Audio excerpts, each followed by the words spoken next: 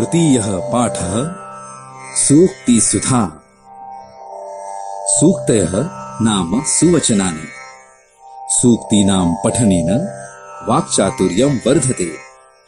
सूक्तीनां प्रयोगः लेखने भाषणे च प्रभावं जनयति। उक्तमेव खिन्नं चापि सुभाषितेन रमते स्वीयं मनः सर्वदा। श्रुत्वान्यस्य सुभाषितं खलु मनः श्रोतुं पुनर्वाञ्छति। अज्ञानवतोऽप्यनेन हि वशीकर्तुं समर्थो भवेत्। कर्तव्यो हि सुभाषितस्य मनुजैरावश्यकः सङ्ग्रहः। विद्यानामनरस्य रूपमधिकम्। विद्यानामनरस्य रूपमधिकम्।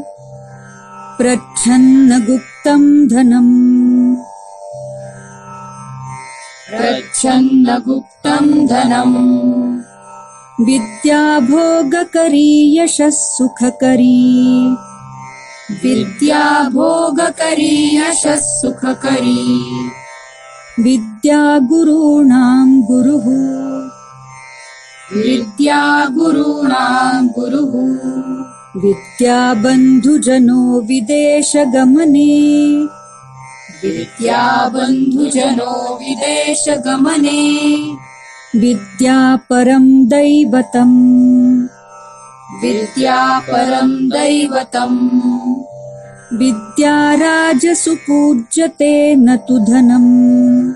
विद्या राजसु पूज्यते न तु धनम्। विद्या विहीनः पशुः। विद्या विहीनः पशुः। निन्दन्तु नीतिनिपुणा। निन्दन्तु नीतिनिपुणा। यदि वा स्तुवन्तु। यदि वा स्तुवन्तु। लक्ष्मीः समाविशतु। लक्ष्मीः समाविशतु।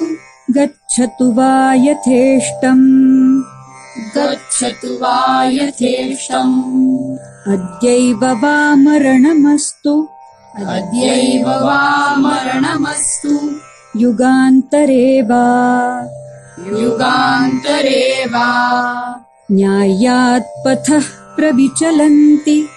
न्यायात् पथः प्रविचलन्ति। पदं न धीराः। पदं न धीराः। आत्मनो मुखदोषेण। आत्मनो मुखदोषेण। बध्यन्ते शुकसारिकाः।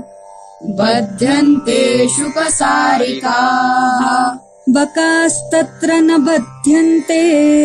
बकास्तत्र न बध्यन्ते। मौनं सर्वार्थसाधनम्। मौनं सर्वार्थसाधनम्। रथस्यैकं चक्रम्। रथस्यैकं चक्रम्। भुजगयमिताः सप्ततुरगाः।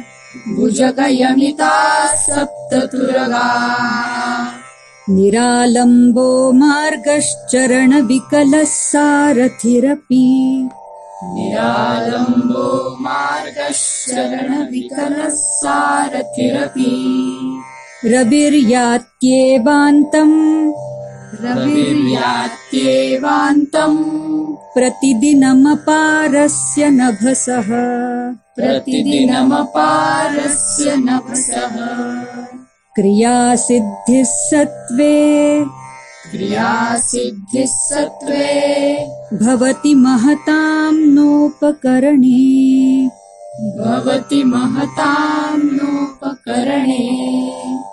अल्पानामपि वस्तूनाम्। अल्पानामपि वस्तूनां। संहतिः कार्यसाधिका। संहतिः कार्यसाधिका। तृणैर्गुणत्वमापन्नैर्। तृणैर्गुणत्वमापन्नैर्। बध्यन्ते मत्तदन्तिनः। बध्यन्ते मत्तदन्तिनः। प्रथमवयसि पीतम्। प्रथमवयसि पीतम् तोयमल्पं स्मरन्तः तोयमल्पम् स्मरन्तः शिरसि निहितभारा शिरसि निहितभारा नारिकेलानराणाम् नारिकेलानराणाम् ददति जलमनल्पास्वादमाजीवितान्तम् ददति जलमनल्पास्वादमाजीवितान्तम् न हि कृतमुकारम् न हि कृतमुपकारम् साधवो विस्मरन्ति साधवो विस्मरन्ति घटं भिन्द्यात् पटं छिन्द्यात् घटम् भिन्द्यात् पटम् छिन्द्यात् कुर्याद्रासभरोहणम् कुर्याद्रासभरोहणम् येन केन प्रकारेण येन केन प्रकारेण प्रसिद्धः पुरुषो भवेत्. तर आजचा हा व्हिडिओ तुम्हाला नक्कीच आवडला असेल. हा व्हिडिओ तुम्हाला कसा वाटला हे आम्हाला कमेंटमध्ये कळवा. व्हिडिओ आवडला असेल तर लाईक करा, तुमच्या मित्रमैत्रिणींना शेअर करा आणि अमत संस्कृती या आपल्या यूट्यूब चॅनेलला अजून सबस्क्राईब केलं नसेल तर प्लीज सबस्क्राईब करा. धन्यवाद.